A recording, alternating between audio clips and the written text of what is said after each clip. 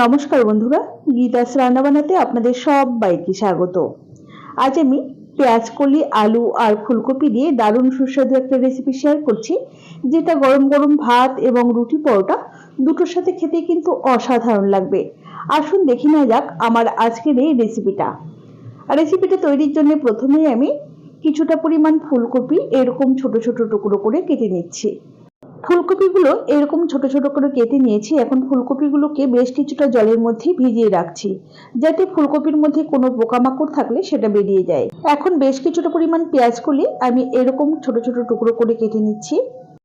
পেঁয়াজকলি কাটার পর 3টে ছোট সাইজের নতুন আলু নিয়ে মাঝখান থেকে দুভাগ করে এরকম পাতলা পাতলা করে কেটে নিচ্ছি। খুব বেশি মোটা করে কাটবার কিন্তু দরকার নেই। সমস্ত কিছুই আমি কেটে নিয়েছি, ধুয়ে পরিষ্কারও করে নিয়েছি। এখন রান্নাটা করবার জন্যে গ্যাসে একটা কড়াই বসিয়ে দিয়ে দিয়েছি পরিমাণ মতো সর্ষের তেল। তেলটা খুব ভালোভাবে গরম হয়ে গেলে একটা ফাটিয়ে নেওয়া শুকনো লঙ্কা দিয়ে লঙ্কাটাকে হালকা করে ভেজে নিয়ে হাফ টিস্পুন কালো জিরে দিয়ে কালো জিরেটাকে কয়েক সেকেন্ড সময় ধরে ভেজে নিতে হবে। বেশি সময় ধরে কালো জিরে ভাজবার প্রয়োজন নেই। সাথে দিয়ে দিলাম 7 থেকে 8 কোয়া থেতো করে নেওয়া রসুন। এই রসুনটা দিয়ে মোটামুটি 20 থেকে 30 সেকেন্ড সময় ধরে হালকা করে একটু ফ্রাই করে নিয়েছি। এখন আগে থেকে কেটে ধুয়ে পরিষ্কার করে রাখা আলুগুলো দিয়ে দিলাম। রসুনটা কিন্তু এই পর্যায়ে খুব বেশি ভাজবার প্রয়োজন নেই, তাহলে আলুর সাথে ভাজতে গিয়ে কিন্তু একদমই কালো হয়ে যাবে। সেই জন্য হালকা করে ভেজে নিতে হবে, আর এই আলুর সাথেই কিন্তু ভাজা ভাজা হয়ে যাবে।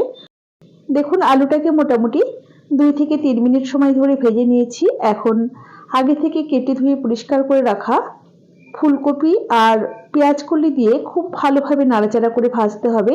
এই সময়তে গ্যাসের ফ্লেম কিন্তু মাঝারিতে রাখতে হবে, আর এর মধ্যে কোনো রকম লবণ বা হলুদের ব্যবহার এখন করা যাবে না।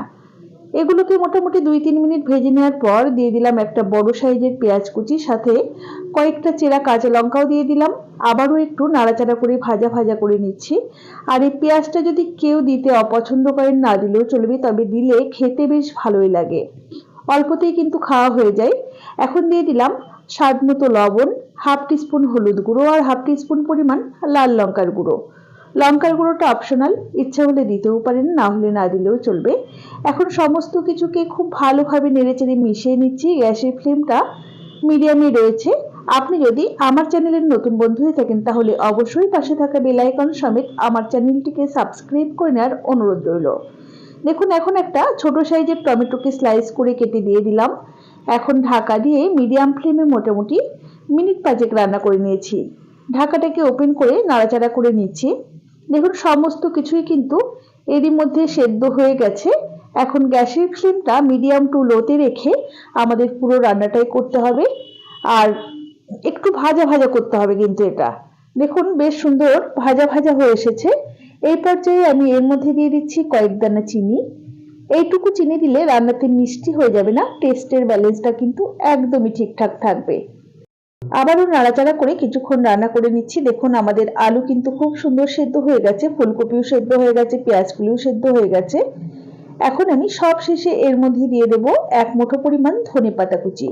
শীতের দিনে এই ধনেপাতাটা না দিলে কিন্তু ঠিকঠাক পরিপূর্ণ মনে হয় না। কেউ যদি ধনেপাতা অপছন্দ করেন, সেক্ষেত্রে না দিলেও চলবে। খুব ভালোভাবে নাড়াচাড়া করে মিশিয়ে নিয়ে মিনিট খানেক রান্না করে নিচ্ছি। এরপর গ্যাসের ফ্লেমটা বন্ধ করে তারপর পরিবেশন করে দেব। এই সবজিটা রান্না করতে গেলে কোনো রকম জলের ব্যবহার কিন্তু করতে হয় না। জল ছাড়াই কিন্তু তেলের পরিমাণটা একটু বেশি দিয়ে গ্যাসের ফ্লেমটা কমিয়ে কমিয়ে রান্নাটা করতে হয়। তাহলে দেখলেন তো কত সহজেই তৈরি হয়ে গেল আমাদের দারুণ সুস্বাদু আলু ফুলকপি পেঁয়াজকলির এই রেসিপিটা। এই রেসিপি আপনাদের কেমন লেগেছে অবশ্যই আমাকে কমেন্ট বক্সে কমেন্ট করে জানাতে ভুলবেন না যেন। ভালো লাগলে অবশ্যই একটি লাইক করবেন আর বন্ধুদের সাথে প্রচুর প্রচুর শেয়ার করবেন। তাহলে আজ এই পর্যন্তই। সকলে ভালো থাকবেন, সুস্থ থাকবেন। হাজির হয়ে যাব নতুন কোনো রেসিপি নিয়ে। ধন্যবাদ।